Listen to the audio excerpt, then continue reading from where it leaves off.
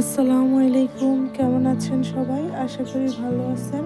সেজে গুজে রেডি হয়ে এখন যাচ্ছি হচ্ছে ফুফুর বাসায়।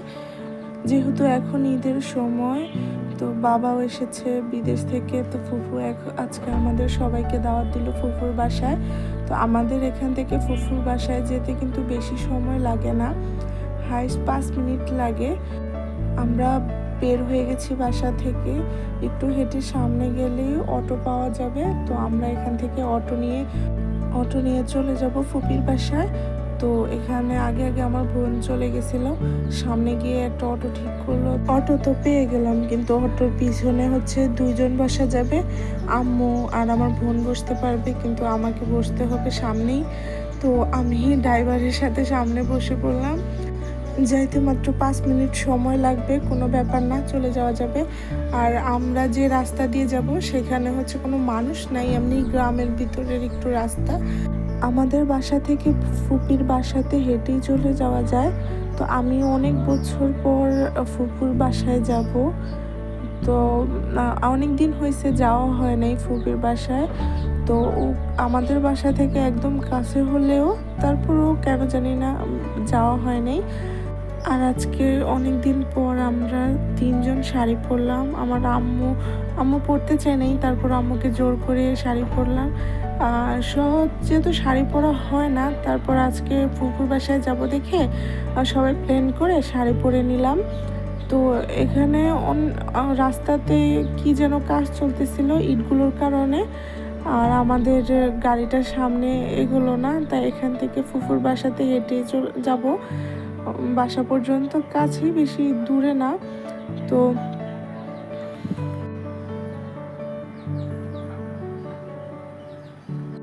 যাওয়ার পথেই দেখেন কি সুন্দর চালতা গাছ।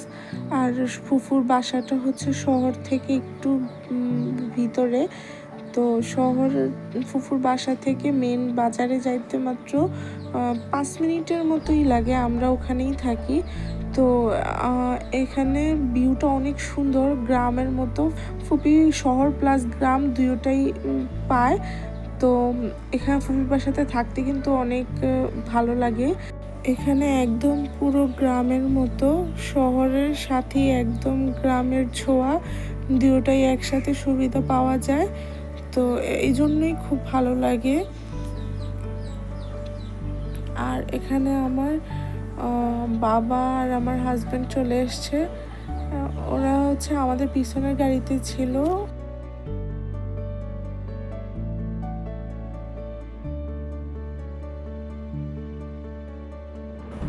চলে এসেছি ফুফুর বাসাতে।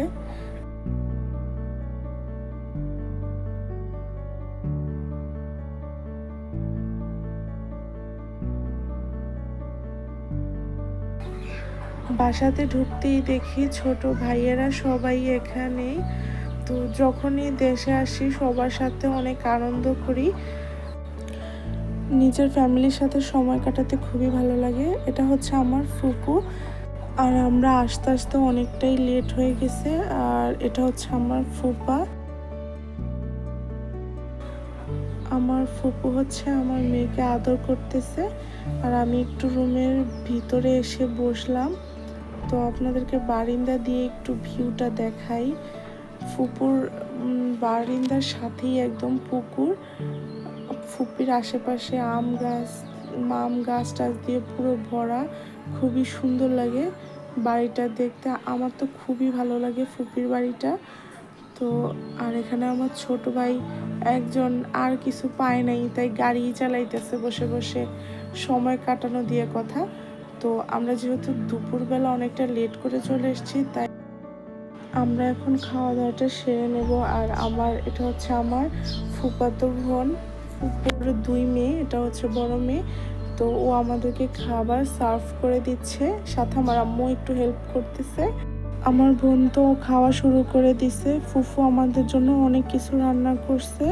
তো এখন তো মাত্র শুরু। তো এখন খাওয়া দাওয়া শেষ করে বারিন্দায় এসে একটু সবার সাথে গল্প করতেছি। তো আমার হাজব্যান্ড হচ্ছে ফুপির বাসায় দ্বিতীয়বার আসা মেবি। তো ও আশেপাশটা একটু ভালো করে দেখতেছে। আর আমরা সন্ধেবেলায় ছাদে উঠেছি। ফুফু মাটিতে তো গাছ প্রচুর লাগাইছে, তারপরেও ছাদেও অনেক সুন্দর সুন্দর গাছ আছে। তো আমরা সবাই মিলে যেহেতু শাড়ি পরেছি আজকে, তো আমার ফুফাতো বোনকেও শাড়ি পরিয়ে দিলাম। তো আমরা সবাই মিলে ছবি তুলবো, পিক তুলবো, অনেক আনন্দ করব। তাই আমি তোমাদেরকে একটু ফুপির ছাদের গাছগুলো দেখাই। ফুপু অনেক সুন্দর সুন্দর মরিচ গাছ, তারপরে সব ধরনের সবজি গাছ লাগাইছে। ফুফুর ছাদটাও একদম জঙ্গলের মতো। তো ফুফির ছাদে একটা লেবু গাছ আছে, এত লেবু ধরছে, বাবারে বাবা, অনেক লেবু ধরছে। মনে হয় না মাটিতেও এত সুন্দর লেবু ধরে। ফুফির এই ছোট্ট গাছটাতে যত লেবু ধরছে। আর মরিচ গাছ তো মনে হয় 15-20টার মতো আছে। আর ফুফির ছাদে এত সুন্দর করলা ধরে আছে। রৌদ্রের কারণে গাছের অবস্থা খুবই খারাপ, পানি লাগবে। এত ছোট একটা গাছে কত করলা ধরছে, এগুলো অনেকটাই বড় হবে আরও। আর ওইখানে আমার মেয়ে আর আমার ফুপি ছোট মেয়ে বসে বসে খেলতেছে। তো এতক্ষণ তো ফুপির ছাদে দেখালাম, এখন দেখাবো ফুপির বাড়ির নিচে। তো সন্ধ্যা হয়ে গেছে, এখন মুরগিকে খাওয়া দিবে। আর সব মুরগি একসাথে হলে ফুপির হাতে মাশাআল্লাহ এত পরিমাণে মুরগি হয়। আর ফুপির মুরগিগুলোর কালারও খুবই সুন্দর। ফুপি আমাকে এখান থেকেও 2টা মুরগি দিয়েছিল আরও আগে।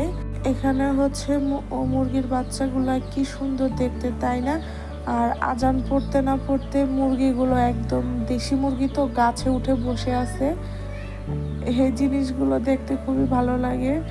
তো এখন হচ্ছে বিকালের নাস্তা খাওয়ার সময়। ফুপি আমাদের জন্য কত কিছু রান্না করছে।